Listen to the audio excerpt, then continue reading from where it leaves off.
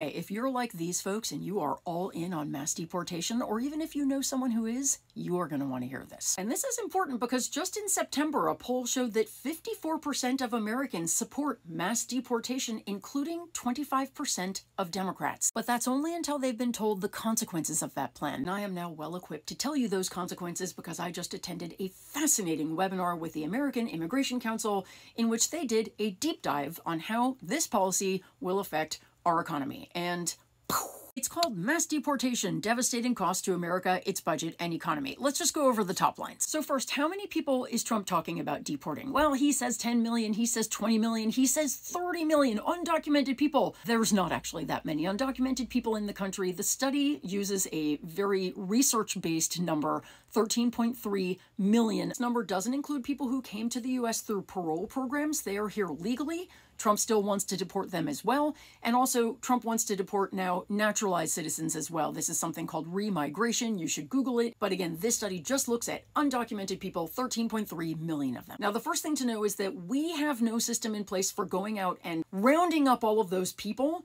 That doesn't exist. ICE doesn't do that. They find undocumented people when they come into the law enforcement system. So that system would need to be created out of whole cloth. So going into communities and arresting people turns out to be extremely expensive. ICE would need to hire about 31,000 more agents, and this part, just the arresting, would cost about $7 billion a year. So next is the cost of actually detaining these people, because we only right now have the capacity to detain about 40,000 undocumented people at a time. So what Trump wants to do would require detaining about 1 million people at a time, and that would require them to build massive tent structures down by the border.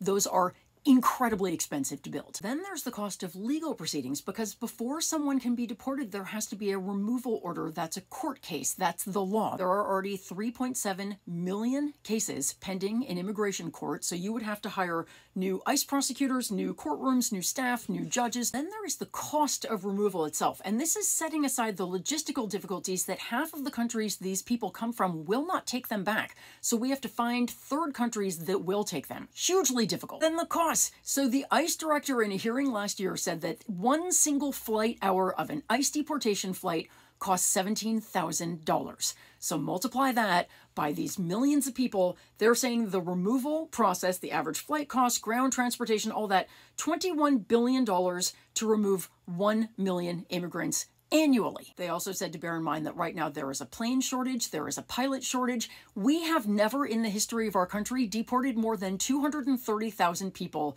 in a year, ever. But Trump is saying that we're going to do 10 million in a year? It is logistically impossible. For all the reasons I've just stated, it cannot actually happen. But let's say that it could. These people decided to analyze what would that cost. Let's say you could do it. And they found it would cost $350 billion just for the deportation, not its impact on the economy. So then they analyzed it the other way. Let's say they do 1 million people a year. How much is that going to cost? Well, it turns out that is 3 times as expensive. Now, again, this is much more likely the way they'd have to do it. If we did it that way, how much would it cost? $967.9 billion, almost $1 trillion, and that's if inflation stays at 2.9%, which if Trump is elected, it won't. And of course, there are the costs to the morale and the psyche of the country, the mass trauma that will be caused by the family separations.